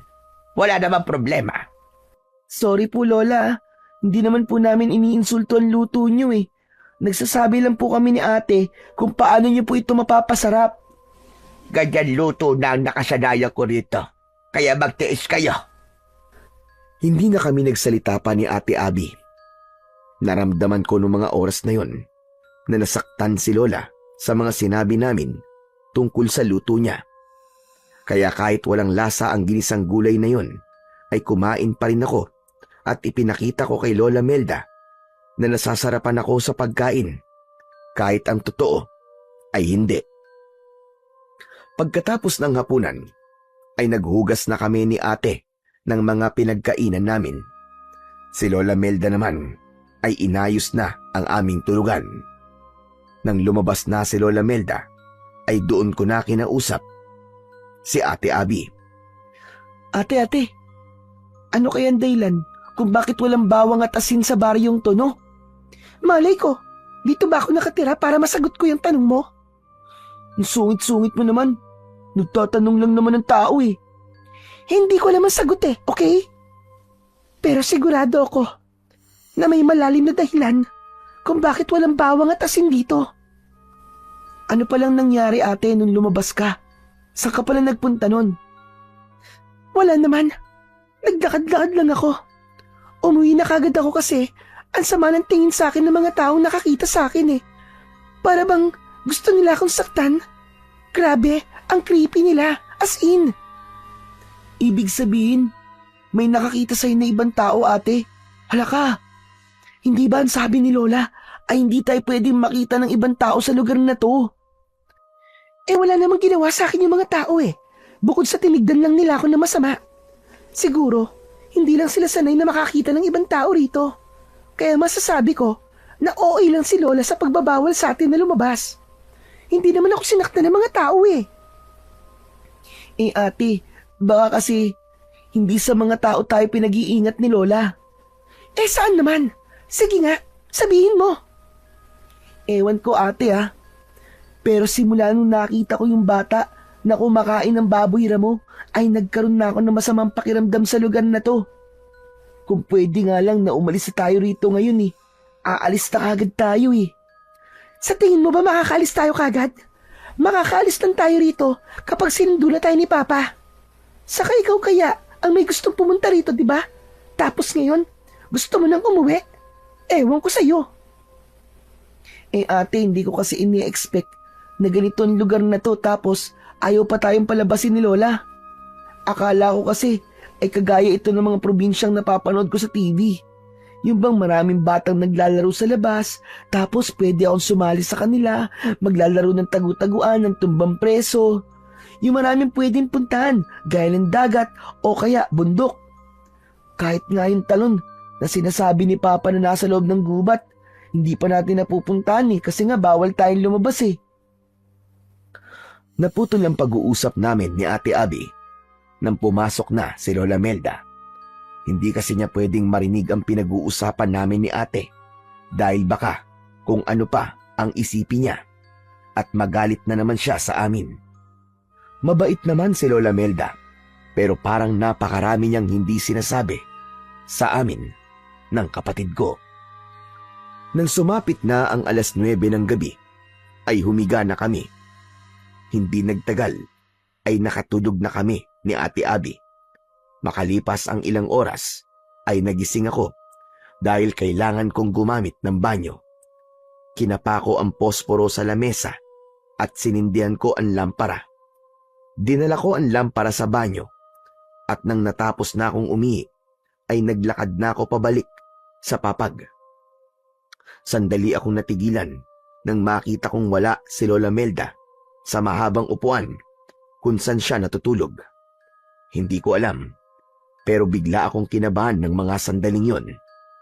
Ganun pa man, inisip ko na lang na baka lumabas lang siya para magpahangin. Pinatay ko na ang sindi ng lampara at bumalik na ako sa pagkakahiga. Pero nahirapan akong makatulog. Lumipas pa ang 1 oras pero hindi pa rin bumabalik si Lola Melda. Hanggang sa nagdesisyon na akong gisingin si Ate Abby. Marahan ko siyang tinapik sa braso. Ate, gising! Ate, gising! Ano ba, Adrian? Bakit ba ang hilig mong mga abala na natutulog, Kasi ate, si Lola, kanina pa siya wala Pagising ko kanina, wala na siya tapos 1 oras nang nakalipas pero wala pa rin siya. Baka nasa taniman lang ng gulay yon. Matulog ka na lang dyan. Ikaw talaga napaka-istorbo mo. Pero hindi naman siya nagpupunta sa taniman ng gulay ng ganitong oras, ate. Madaling araw na kaya. Di baka nagpapahangin? Baka hindi siya makatulog, kaya naglalakad-lakad siya. Hindi, ate. Kinakabahan kasi ako Baka kung ano na nangyari kay Lola. Hanapin kaya natin siya sa labas. Ayoko nga. Kung gusto mo, ikaw na lang. Total, ikaw naman na nakaisip. Wala ka talagang pakialam kay Lola, no? Kung ayaw mo akong samahan, ako na lang ang maghanap sa kanya. Bumaba ako sa papag at dire-diretso akong naglakad papunta sa pinto. Nang bubuksan ko na ang pinto, ay hinawakan ni Ate Abby ang braso ko. Oo na. Sasamahan na kita. Baka mamaya, kung ano pa mangyari sa'yo sa labas, paniguradong masisisi naman ako ni Papa. Natuwa ako dahil sinamahan ako ni Ate Abby sa paglabas ng bahay. Napakalamig ng hangin at sobrang tahimik ng paligid. Sinabi ng ate ko na baka nasa likod ng bahay si Lola, kaya naglakad kami papunta roon. Habang papalapit kami sa likod ng bahay, ay nakarinig kami ng malakas at mabilis na paghingal. Natatakot na nagkatinginan kami ni Ate Abby. Sumenya siya sa akin na wag akong maingay. Naging maingat ang aming pagakbang habang nakasandal kami sa dingding ng kubo. Pagsilip namin ay nakita namin sa likod ng kubo ang isang nilalang na nakatalikod sa amin. Nakaluhod siya at para siyang may kinakain na kung ano. Dahil madilim ay hindi namin masabi kung si Lola Melda ba yun. Ang sigurado lang kami ay isa yung matandang babae na may magulong buhok na kulay puti. Lola? Lola Melda? Ikaw ba yan? Mabilis na lumingon ang nilalang. Sabay kaming napasigaw ni Ate Abby nang makita namin ang nakakatakot na itsura ng nilalang. Puno ng dugo ang bibig at kamay nito. Matutulis ang kanyang mga ngipin at mabalasik ang kanyang muka. Para siyang isang halimaw na hindi namin maintindihan kung ano talaga siya. May hawak ang nilalang na patay na manok at yun ang kinakain niya. Hinawakan ni Ate Abby ang kamay ko at hinila niya ako pabalik sa loob ng kubo. Mabilis niyang isinarado ang pinto. Narinig namin ang mahaba at nakakatakot na pag-angil nang nakita naming nilalang. Napayakap kami sa isa't isa ni Ate Abby. Parehas kaming nanginginig sa sobrang takot. Ate, ano yun? Ano yung nilalang na yun?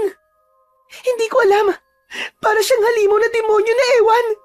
Malay ko! Naku ate, baka pumasok siya rito. Anong gagawin natin? Baka kainin din tayo ng gaya nung sa manok. Sabi ko naman kasi sa'yo may mga taong kumakain dito ng hilaw na karne. Pero, parang hindi tao yung nakita natin. May tao bang ganun ang mukha? Ate, natatakot ako. Baka makapasok siya rito. Baka kainin tayo nun. Biglang bumitaw si Ate Abby sa akin sa pagkakayakap. Hindi. Hindi ako papayag na saktan niya tayo kung papasok siya rito. Kailangan nating lumaban sa kanya. Gawin natin ang lahat. Ano? Paano natin lalabanan yun, Ate Abby? Hindi ba nakita ang mga ngipin at kuko niya? Ang tutulis, parang mga kutsilyo. Nagmamadaling nagpunta si Ate Abby sa kusina. Kumuha siya ng 2 patalim at ibinigay niya sa akin ang isa. Ate, anong gagawin natin sa kutsilyong to? Siguro magluluto tayo. Ipagluluto natin yung halimaw kapag nakapasok siya rito. Ewan ko sa'yo. Siyempre, para hindi niya tayo kainin, lalabanan natin siya. Gagamitin natin ang kutsilyo na to para ipagtanggol ang sarili natin. Kung kinakailangan patayin natin siya, ay papatayin natin siya. Pero ate, masama ang pumatay, di ba? Baka makulong tayo nun. Ayoko makulong. Kahit na ikaw ang papatayin, masama pa rin ba yun? Saka huwag ka mag-alala. Kung mapapatay man natin ang halimaw na yun, ay hindi tayo makukulong. Dahil ipagtatanggol lang natin ang ating sarili. Self-defense ang tawag doon. Kaya lakasan mo ang loob mo, Adrian. Kailangan mong maging matapang. Naunang pumwesto si Ate Abby sa harapan ng pinto. Tumabi ako sa kanya. Nanginginig pa rin ako nang dahil sa sobrang takot. Kahit malamig, ay tagaktak ang pawis sa aking muka. Maya-maya pa ay nakarinig kami ng yabag ng paa sa labas. Palapit yon ng palapit sa pinto. Tumigil ang yabag sa harap ng pinto, kaya maigpit kong hinawakan ng kutsilyo. Tinignan ko si Ate Abby. Hindi niya inaalis ang tingin sa pinto at nakatutok doon ang kutsilyong hawak niya. Hanggang sa bumukas ang pinto, sabay kaming napasigaw ni ate sa sobrang takot at gulat. Hoy! Ano't sumisigaw kayong dalawa? Ako ito! Sa sobrang tuwa ko na makitang ligtas si Lola Melda, ay tumakbo ko sa kanya at mahigpit ko siyang niyakap. Lola, buti na lang at buhay pa po kayo. Akala ko po kung ano na po nangyari sa inyo At bakit naman ganyan na sinasabi mong bata ka? Ano bang iniisip mo? Na mamamatay ako? Kasi po, nagising po si Adrian na wala kayo. Kaya po lumabas kami para hanapin kayo. Tapos Lola, may nakita po kaming parang halimaw sa likod ng bahay niyo. Nakakatakot po ang itsura niya. Para po siyang tao, pero sigurado po kami na hindi po siya tao. Ano ba sinasabi mo, Abi? At hindi kita maintindihan. At bakit kayo may hawak na kutsilyo? Natatakot po kasi kami, Lola Melda. Akala namin ipapasok dito yung halimaw na yun eh. Kaya ang sabi po ni ate, kailangan daw ipagtanggol namin ang aming sarili. Ay, nako. Kayo talagang magkapatid. Kung ano-ano na lamang ang nakikita nyo. Napakalakas talaga ng imahinasyon yung dalawa. Hindi po yun imagination, Lola. Nakita po talaga namin yung halimaw. Totoo po. Kumakain pa nga po siya ng manok eh. Nagsasabi po kami ng totoo, Lola Melda. Maniwala naman po kayo sa amin. Sigurado ako, nakakagising nyo lang nang nakita nyo at sinasabi nyong halimaw. Minsan kasi, kapag bagong gising ang isang tao, ay kung ano-ano ang nakikita niya. Hala, sige na. Ang mabuti pa ay bumalik na kayo sa pagtulog. Sige na, sige na. Pero Lola Melda, Adrian, ayaw nyo naman siguro na magalit ako, hindi ba? Sundin nyo na lang ako. Sige na, matulog na kayo uli. Bagsak ang balikat na bumalik ako sa papag para humiga. Isinarado na ni Lola Melda ang pinto at ibinalik niya ang mga kutsilyo sa kusina. Nang tumabi na si Ate Abby sa akin, ay pinilit kong matulog. Pero hindi ko magawa. Nasa isip ko pa rin kasi ang itsura nung nakakatakot na halimaw na nakita namin kanina. Natakot ako na baka hanggang sa panaginip ay makita ko siya. Pagsapit ng umaga, pagkatapos naming kumain ng almusal, ay umalis si Lola Melda para pumunta sa kanyang taniman. Kaya nagkaroon kami ng pagkakataon ni Ate Abby na mag-usap ng kaming dalawa lang. ate, sa tingin mo ba, ay imagination lang natin yung nakita nating halimaw kagabi? Ano ka ba, Adrian? Imposibleng imagination lang natin yun. Dalawa tayo nakakita eh. Pero kung ako, o kaya ay ikaw lang ang nakakita, posibleng imagination lang yun. Alam mo, nagtataka na talaga ako kay Lola. Parang palagi niya sinasabing hindi totoo mga kakaibang bagay na nakikita natin sa lugar na ito. Kaya nga ate, parang may mga hindi talaga sinasabi sa atin si Lola. Ano kaya yun? Doon pa lang sa walang bawang at asin sa lugar na ito ay nakapagtataka na talaga. Sana naman ay sunduin na tayo rito ni Papa. Pakiramdam ko, hindi na tayo ligtas dito. Bakit pa kasi tayo dinala dito ni Papa eh? Hindi niya siguro alam ang mga kakaibang nangyayari rito. Kasi kung alam niya lang malamang, hindi niya tayo dadalhin dito. Matapos namin mag-usap ni Ate Abby, ay nagpaalam siya sa akin na maliligo siya. Ako naman ay kinuha ko ang aking cellphone na malapit ng malobat. Ilang araw na kasi kami roon at dahil sa walang kuryente ay hindi kami makapag-charge ng mga gadget namin. Habang naglalaro ako ng game sa cellphone ay lumabas na si Ate Abby sa banyo. Sakto na may kumatok sa pinto. Ang akala ko ay si Lola Melda na yon, kaya nagmamadali kong binuksan ang pinto. Pero nagulat ako nang isang matandang lalaki ang nasa labas. Agad siyang ngumiti ng napakalaki. Kahit nakangiti siya, ay may takot akong naramdaman sa kanya. Matangkad ang matandang yon, at kahit may edad, ay masasabi ko na matikas pa rin ang tindig niya. Lumapit si Ate Abby sa akin at maging siya ay nagulat sa matandang lalaki. Mawalang galang na po. Sino po kayo? Ano pong kailangan nyo? Nandito ba si Melda? Kailangan kasi namin mag-usap. Wala po siya eh. Nandun po siya sa taniman niya ng mga gulay. Pwede niyo pong doon na lang puntahan si Lola. Lola, ibig sabihin apo kayo ni Melda. Opo. Apo niya kayo. Pero iba ang amoy ng dugo niyo. Sabihin niyo nga, hindi niyo kadugo si Melda, tama ba? Nakakaamoy po kayo ng dugo? Oo, lalo na sa mga taong kagaya niyo. Ang babata niyo pa. Ilang taon na kayo? 10 taon na po ako. Ito pong ate ko, 17 na po. Sariwan-sariwa. Hindi ko akalain na totoo ang sinabi sa akin ng isang bata na may mga bisitang tao si Melda. Mas lalong tumindi ang takot ko nang dahil sa paraan ng pagtingin ng matandang yun sa amin. Para siyang nakatingin sa isang napakasarap na pagkain. Bagyapan ng laki ang kanyang mga mata. Alam ko na parehas kami ng nararamdaman ni Ate Abby dahil iniharang niya ang sarili niya sa unahan ko na para bang pinoprotektahan niya ako. Hindi po ba sinabi ko nang wala po rito si Lola? Nandun po siya sa taniman ng gulay. Kung importante po ang dahilan kung bakit niyo po siya gustong makausap, puntahan niyo na lang po siya roon. Magsasalita pa sana ang matandang lalaki nang biglang dumating si Lola Melda. Malalaki ang mga akbang na lumapit siya sa amin at bahagya niyang itinulak ang matandang lalaki. Lumayan mo, mga apo ko, Alberto!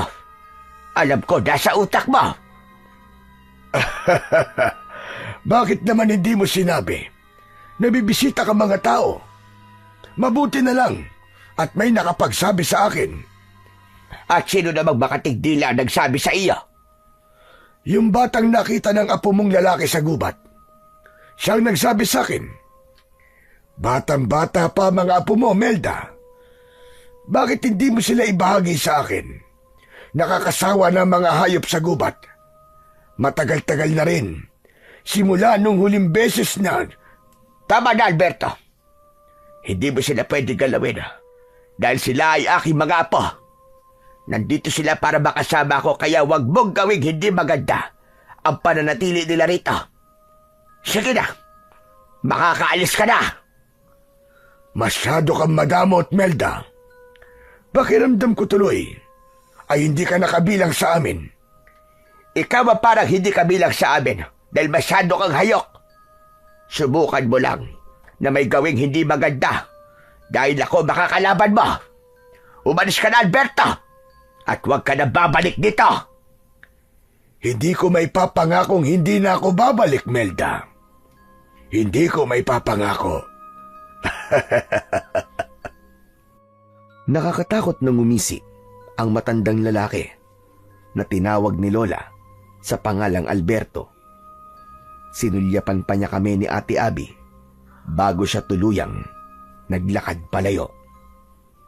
Nang wala na si Alberto, ay pumasok na si Lola Melda at agad niyang isinarado ang pinto. Ramdam na ramdam ko ang labis na tensyon niya dahil habol niya ang kanyang paghinga. Bakit niyo pinagbuksan ng pinto si Alberto? Bakit? Naku, sorry po Lola. Akala ko po kasi kayo po yun eh. Kumatok lang po kasi siya at hindi po nagsalita. Lola, bakit parang takot na takot po kayo? Sino po ba ang Alberto na yon? Hindi niyo na kailangan malaman pa. Huwag na kayo magtanong. Basta, huwag kayo lalabas ng bahay ko kahit anong mangyari. Nagkakaintindihan ba tayo? Lola, sa tingin ko po, kailangan niyo na po sabihin sa amin kung ano ba talaga ang nangyayari. Pasensya na po. Pero ramdam po namin ni Adrian na may itinatago po kayo sa amin. Hindi po biro ang mga sinabi ni Alberto. Anong ibig niya sabihin na bakit hindi mo kami ibahagi sa kanya? Lola, maaari pong bata pa kami, pero marunong na kami makaintindi. Kaya please lang po, sabihin niyo na po ang dapat naming malaman. Wow ate, ang galing mo ah. Para kang artista. Para kang si Maricel Soriano ah. Pwede ba, Adrian? Hindi ako nakikipagbiruan sa iyo, ha? Seryoso ako ngayon. Tama ka. Tama ka, Abby. Oras na nga siguro para malaman niyo ang katotohanan. Total, alam na ni Alberto na nandito kayo. Kaya wala nang dahilan pa para maglihim ako. Mas makabubuti kung sa akin nyo na malalaman ang lahat kesa sa iba. Itong baryo ito ng mga aswang. Lahat ng taong nakatira rito ay mga aswang. Kaya wala ritong bawang at asin. Ay dahil takot sa mga yon ang aswang. Lola, ang sabi ko ay ang totoo ang sabihin nyo. Bakit kayo gumagawa ng kwentong hindi naman totoo?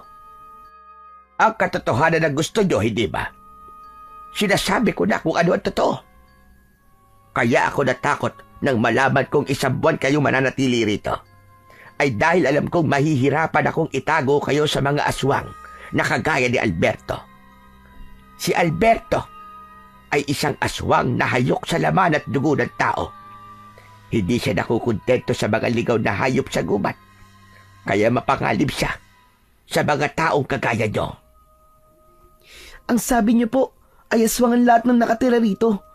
Pero, bakit po kayo nandito? Yun ay dahil isa rin akong aswang.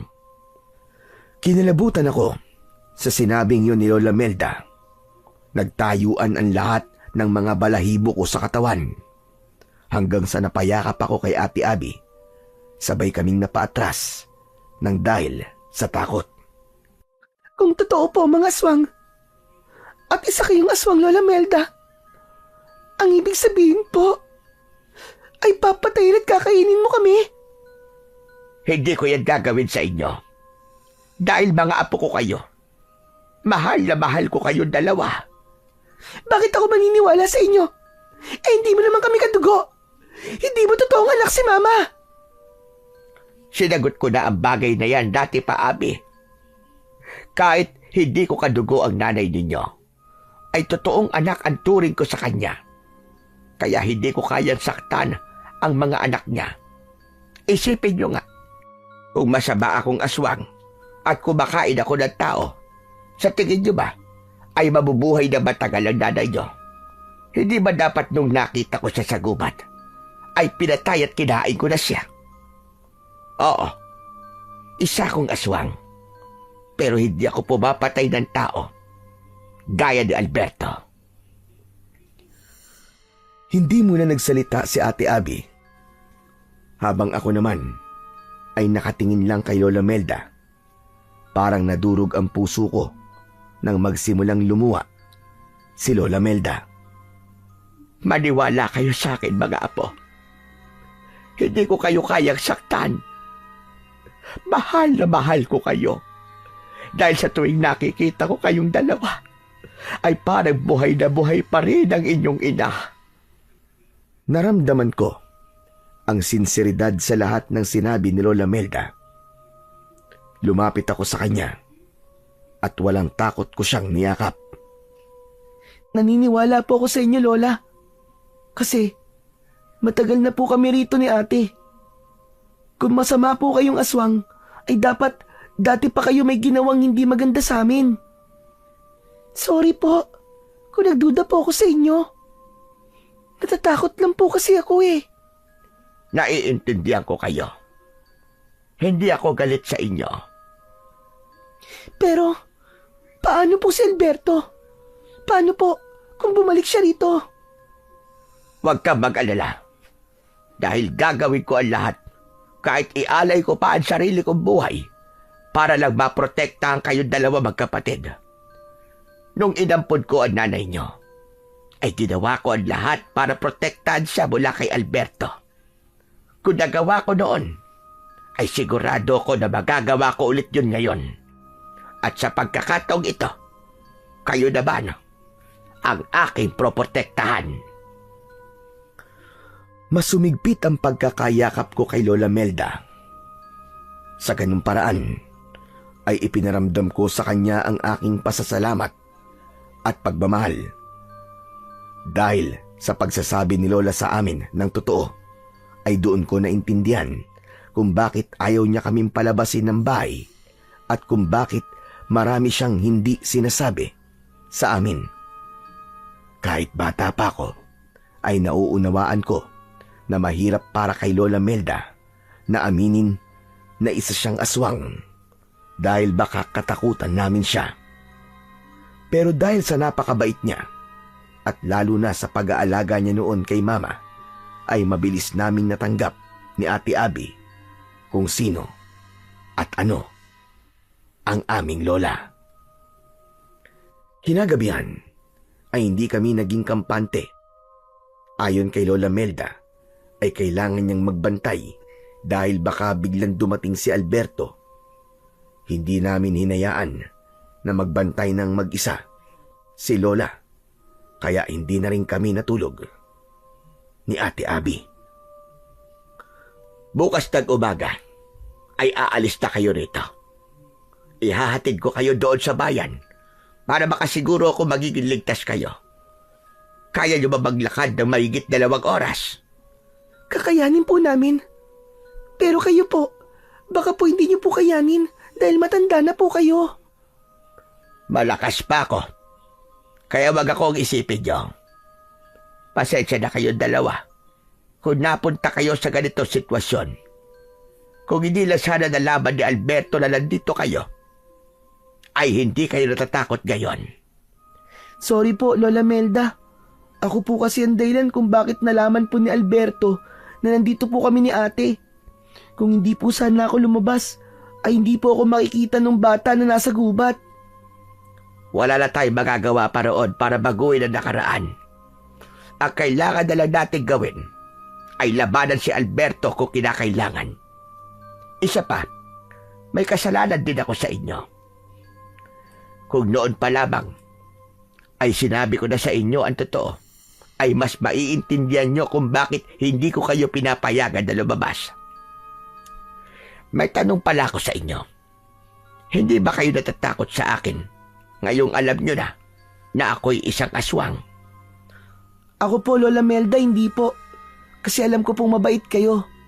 Ang astig nga po kasi may lola kaming aswang pero hindi po pumapatay ng tao.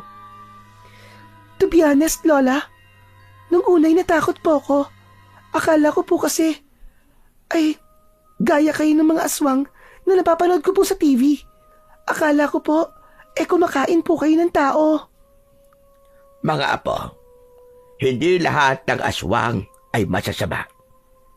Merong kagaya ko na kontento na sa pagkain lamang ng mga ligaw na hayop.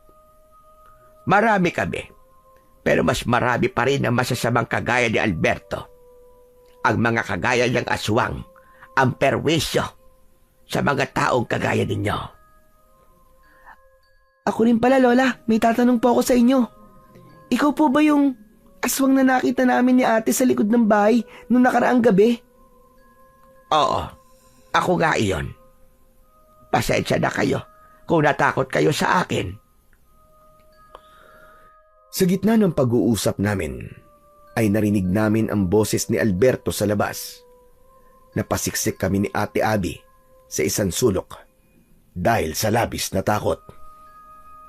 Melda! Melda! Ilabas mo ang mga apo mo!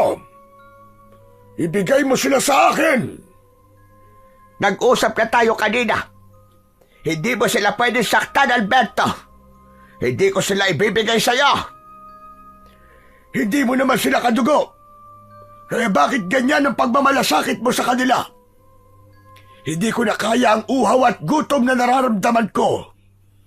Kailangan ko nang kumain ng tao ngayon! Huwag ang mga apo ko pagdiskatahan mo. Umalis ka na, Alberto. Dahil hindi ka magtatagumpay sa gusto mo mangyari. Biglang tumahimik sa labas.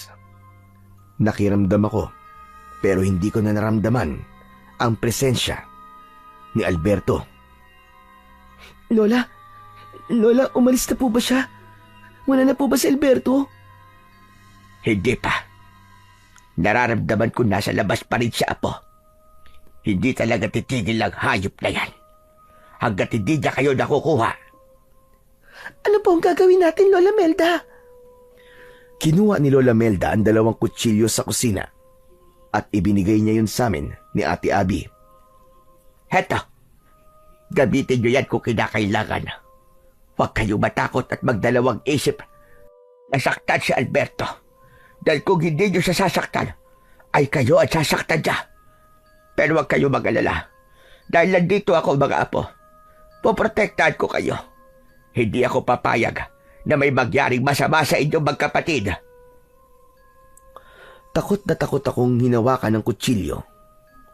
Maya-maya pa ay nakarinig kami ng mga kaluskos sa labas na parabang may tumatakbo ng paikot sa kubo. Pinilit kong maging matapang dahil alam ko na walang magandang mangyayari kung patuloy lang akong matatakot. Nagulat kaming lahat nang biglang nagiba ang pinto. Napasigaw kami ni Ate Abby nang pumasok mula roon si Alberto na may nakakatakot na ngisi. Sa isang kisap mata ay nagbago ang kanyang anyo. Mula sa pagiging tao ay naging aswang siya. Nakakatakot ang itsura niya. Naglalaway siya na parabang isa siyang gutom na mabangis, na hayop. Ngunit mas lalo kaming nagulat ni ate nang si Lola naman ang naging aswang. Tumayo siya sa harapan namin ni Ate Abby para hindi makalapit sa amin ang aswang na si Alberto.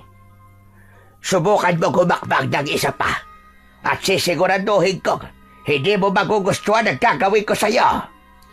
Parehas tayong aswang, kaya hindi na dapat umabot pa sa ganon. Tigilan mo na ang pagpoprotekta mo sa mga taong yan, lalo na't hindi mo naman sila kadugo. Kahit na hindi ko sila kadugo, ay mga apo ko pa rin sila. Alam mo kakayahan ko, Alberto. Kaya kung gusto mo pang sikatan ka ng araw bukas, ay umalis ka na. Hindi ako aalis hanggat hindi ko nakukuha ang mga apo mo. Sinunggaban ni Alberto si Lola Melda. Sinalubong naman ito ni Lola at kinalmot niya si Alberto sa dibdib. Sandaling napaatras si Alberto pero agad din yung umatake. Tatakbo sana si Alberto papunta sa amin ni Ate Abby pero mabilis siyang hinawakan ni Lola sa balikat at hinila pabalik. Nanlaki ang mga mata ko nang walang kahirap-hirap na binalibag ni Lola si Alberto. Sinunggaban yun ni Lola Melda at kinagat sa leeg. Nang lumingon si Lola sa amin ay napasinghap kami dahil hindi kami sanay na makita siya na nasaan yung aswang. Hindi na makakabago nito si Alberto. Kunin niyo ang importante niyong mga gamit at aalis na kayo rito. Nagmamadaling kinuha ni Ate Abby ang wallet niya. Dinala rin namin ang aming mga cellphone. Bumalik na si Lola Melda sa pagiging tao at nagmamadali kaming lumabas ng bahay. Iniwanan namin si Alberto na halos hindi na makagalaw. Kailangan natin bilisan. Kailangan nyo na makaalis sa baryong ito sa lalo madaling panahon. Hindi po kaya masundan po tayo ni Alberto, Lola Melda? Sa tindi ng pinsala niya, ay hindi na yung makakasunod. Kaya wag mo na siyang alalahanin. Pero Lola Melda, ang galing niyo po palang makipaglaban. Biruin niyo po, kahit mas malaki po sa inyo si Alberto, ay nabalibag niyo po siya. Dahil kapag nasaan yung aswang ako, ay mas malakas ako. Huwag na tayo magkwentuhan. Bilisan na natin. Mula sa mabilis na paglalakad, ay tumakbo na kaming tatlo. Nasa unahan namin si Lola Melda at nakasunod kami ni Ate Abby sa kanya. Hindi pa rin nawala ang takot ko. Panay ang lingon ko sa likuran namin upang masiguro ko na hindi na nakasunod doon si Alberto. Dahil sa ginawang pakikipaglaban ni Lola Melda kay Alberto, ay naipakita niya sa amin na talagang mahal na mahal niya kami at napatunayan din ni Lola na hindi lahat ng aswang ay masama. Hindi nagtagal ay nakalabas na kami sa mismong baryo pero kailangan pa naming tahakin ang napakahabang kalsada para makarating kami sa mismong bayan. Bilog ang buwan ng gabing yun, kaya kahit paano ay naaaninag namin ang aming dinadaanan. Makalipas ang ilang minuto, ay napansin ni Lola Melda na pagod na kami ni Ate Abby.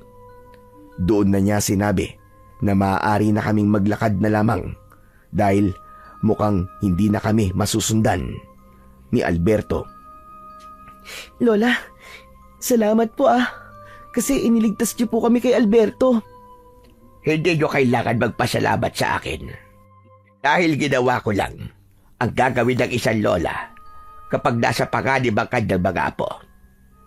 Wala akong ibang gustong mangyari ngayon, kundi ang ligtas kayong makauwi sa inyong bahay sa Maynila. Kapag po ba naihatid niyo na po kami sa bayan, ay babalik pa po kayo sa baryo niyo? Oo, pero wag kayo mag-alala sa akin. Dahil sigurado ko na hindi ako gagambalain ni Alberto kapag nalaman niya na wala na kayo sa bahay ko. Kayo lang naman ang gusto nung makuha, kaya siya nanggugulo. Ano po kaya? Kung sumama na lang po kayo sa amin, doon na lang po kayo tumira sa amin, Lola. Gustuhin ko man ay hindi maaari. Dahil ako ay isang aswang. May mga gabi na hindi ko kayang pigilan ang aking pagiging aswang. Dahil kailangan kong kumain ng sariwang karne ng hayop. Sigurado ko na kapag nalaman yun ng mga tao sa inyong lugar, ay magiging malaking problema yon, hindi lang sa akin, kundi lalong-lalo na sa inyo. Biglang tumigil sa paglalakad si Lola Melda. Luminga siya sa paligid na para bang may nakikita siya na hindi namin nakikita ni Ate Abby. Lola, bakit po kayo huminto? Si Alberto. Nararamdaman ko siya. Nasundan niya tayo. Mabilis kaming nagtago ni ate sa likod ni Lola nang biglang lumitaw sa aming unahan si Alberto na nasa anyong aswang. Kahit sugatan na siya, ay parang hindi man lang siya nakakaramdam ng panghihina. Agad namang nag-anyong aswang ulit si Lola Melda at inihanda niya ang kanyang sarili sa muling pakikipaglaban kay Alberto. Sa tingin mo ba, Melda, ay hahayaan ko na makaalis sa mga apo mo? Sila ang magiging hapunan ko ngayong gabi. Gutom na ako. Kaya ibigay mo na sila sa akin para matapos na tayo rito. Nakakapagsisi na hindi pa kita tinuluyan kaninang animal ka. Ito, tandaan mo. Kailangan mo muna dumaan sa ibabaw ng aking bangkay bago mo makuha ang aking mga apo. Kung ganon, ay ikaw muna ang papatayin ko para mawala na ang sagabal sa gusto kong mangyari. Sumugod ang aswang na si Alberto kay Lola Melda. Muli itong sinalubong ni Lola, pero nang malapit na sila sa isa't isa, ay bigla na lamang nawala si Alberto. Nagulat na lang kami nang sumulpot si Alberto sa likod ni Lola Melda at bumaon sa likod ni Lola ang matutulis nitong mga kuko. Mabilis na humarap si Lola Melda, pero sinalubong siya ng pagkagat ni Alberto sa balikat. Malakas na napasigaw si Lola Melda nang dahil sa labis na sakit. Umiiyak na kami noon ni Ate Abby dahil sa pag-aalala para sa aming lola. Kahit may hawak kaming kutsilyo, ay wala kaming lakas ng loob na labanan si Alberto dahil sa nakakatakot niyang anyo. Sinuntok ni Alberto sa sikmura si Lola Melda. Nanghihinang napaluhod sa lupa si Lola. Lola! Lola Melda! Tumakas na kayo. Sige na. Iwanan niyo na ako rito. Iligtas niyo ang mga buhay ninyo. Biglang niyakap ni Lola Melda si Alberto at kinagat niya yun sa leeg. Nagpumigla si Alberto, pero hindi yun pinakawalan ni Lola Melda. Umalis na kayo habang kaya ko pang pigilan ang hayop na ito. Sige na mga apo. Umalis na kayo. Pero Lola, hindi ka po namin pwedeng iwanan. Huwag niyo akong intindihin. Kaya ko ang sarili ko. Bilisan niyo na. Umalis na kayo. Adrian, tara na! Sundin na lang natin ang sinasabi ni Lola! Labag man sa aking kagustuhan na iwanan si Lola Melda sa ganung sitwasyon, ay wala na akong nagawa kundi ang sumama kay Ate Abby sa pagtakbo palayo. Nalagpasan namin sina Lola Melda at Alberto na nagpapambuno. Ate, si Lola, baka anong mangyari sa kanya? Wala na tayong magagawa para tulungan siya. Kailangan nating iligtas ang ating mga sarili. Hindi ko napigilang lumingon at nanlaki ang mga mata ko nang makita kong binuhat ni Alberto si Lola Melda at ibinalibag sa gitna ng kalsada. Padapang bumagsak si Lola at hindi na siya gumalaw. Ngumisi si Alberto at mabilis siyang sumugod papunta sa amin. Ate! Si Alberto! Nagulantang si Ate Abby nang makita niyang palapit sa amin si Alberto. Ang buong akala ko ay tatakbo siya, pero iniharang niya ang kanyang sarili. Matapang niyang itinutok sa aswang ang hawak niyang kutsilyo. Huminto ang aswang ng ilan dipa ang layo sa amin at nakakaloko siyang tumawa. Nagmana ka pala sa yun, Lola. Parehas kayong matapang, Ining. Pero kung inaakala mo na matatakot ako sa kutsilyo mo, ay nagkakamali ka. Huwag na huwag mong sasaktan ang kapatid ko. Huwag mo na subukan dahil hindi ka magtatagumpay. Kung gusto mo makakain ng tao, ay ako na lang ang kunin mo. Hayaan mo na lang na makaalis ang kapatid ko. Hindi ikaw ang magdidesisyon kung sino ang kakainin ko sa inyong dalawa. Gusto ko kayong gawing hapunan ngayong gabi, kaya walang makakaligtas ni isa sa inyo. Mas lalo akong naluha dahil sa mga sinabi ni Ate Abby. Hindi ko kasi inasahan na kaya niyang isakripisyo ang sarili niyang buhay kahit palagi ko siyang inaasar at inaaway. Maya-maya pa ay biglang sumugod si Alberto sa amin. Napasigaw ako. Hinila ko si Ate Abby palayo pero ayaw niyang umalis sa kanyang kinatatayuan. Desidido na talaga siyang harapin ang aswang na si Alberto. Inakala ko nakatapusan na namin ni Ate Abby pero bigla kaming nakarinig ng magkakasunod na busina ng sasakyan sa likuran namin. Paglingon namin ay nakita namin ang sasakyan ni Papa na paparating. Dahil sa walang tigil na pagbusina ni Papa ay nakuha ko kagad ang ibig niyang sabihin. Hinila ko si ate papunta sa tabi ng kalsada. Kitang-kita ko ang malakas na pagbangga ng kotse kay Alberto. Sa lakas ng pagkakabangga sa kanya ay lumipad siya at bumagsak sa tabi ng kalsada kung saan ang gilid ay bangin. Pero hindi pa rin namatay si Alberto.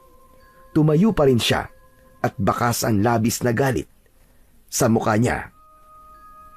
Muli namang pinaandar ni Papa ang kotse at binangga nito sa pangalawang pagkakataon si Alberto na naging dahilan para mahulog siya ng tuluyan sa malalim na bangin. Nang bumaba si Papa sa kotse ay masaya kaming lumapit ni ate sa kanya. Maigpit namin siyang niyakap. Papa! Buti na lang at dumating ka. Akala namin mamamatay na kami ni ate. Mabuti na lang at sinunod ko ang aking kutob. Mangyaring kahapon pa kasi ako kinakabahan, kaya naisipan kong puntahan na kayo sa bahay ng lola nyo. Hindi ko naman akalain na ganito ang sasalubong sa akin dito. Sino ba ang lalaking yun? At bakit ganun ang itsura niya? Papa, aswang po siya. Ang totoo po niyan ay tumakas po kami sa kanya kasama po si Lola Melda. Teka, si Lola, kailangan po natin siya madala sa ospital. Nagmamadali naming nilapitan si Lola Melda na nasa anyong tao na. Ngumiti siya sa amin sa kabila ng mga sugat niya. Dexter, salamat naman at dumating ka. Ilayo mo na mga anak mo rito at huwag na kayong babalik dito kahit kailan. Kailangan po namin kayo madala sa ospital para magamot po mga sugat ninyo. Binuhat ni Papa si Lola. Inilagay niya si Lola sa backseat at sinamahan ko siya roon. Si Ate Abby naman ay sa unahan umupo. Nang umandar na ang sasakyan, ay doon ko nasabi sa akin sarili na ligtas na kami mula kay Alberto. Tinignan ko si Lola Melda at ngumiti ako sa kanya. Lola Melda, maraming salamat po. Mahal na mahal po kita. Lola, wag na po kayong mag-alala. Kasi, ligtas na po tayo. Nahihirapang ngumiti si Lola Melda. Ipinikit niya ang kanyang mga mata at isinandal niya ang ulo niya sa balikat ko. Nang gabing yun, napatunayan ko na kahit hindi namin kadugo si Lola Melda, ay handa pa rin siyang isakripisyo ang sarili niyang buhay para sa amin ng ate ko. Nang nadala na namin si Lola Melda sa malapit na ospital, ay doon na namin ipinaliwanag kay Papa ang lahat. Wala kaming inilihim sa kanya, kahit pa ang pagiging aswang ni Lola Melda. Nung una, ay halatang hindi niya matanggap ang mga sinabi namin. Pero nang si Lola Melda na mismo ang nagpaliwanag kay Papa, ay doon na siya naniwala. Tinanggap naman ni Papa si Lola Melda dahil alam niya kung gaano ito kabait at kabuti.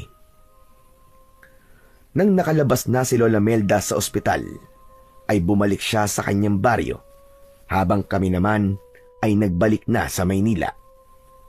Paminsan-minsan ay dumadalaw siya sa amin sa Maynila at nalaman namin na namatay pala si Alberto sa pagkakahulog nito sa malalim na bangin. Ang pangyayaring yon sa aming buhay ang naging daan para magkaayos kami ng tuluyan ng aking ate Abby. Napagtanto namin na sa huli ay kami pa rin ang magtutulungan. Doon ko naunawaan na kami lang ni ate Abby ang tunay na magkakampi. At yun ang aral na hindi ko makakalimutan magpakailanman.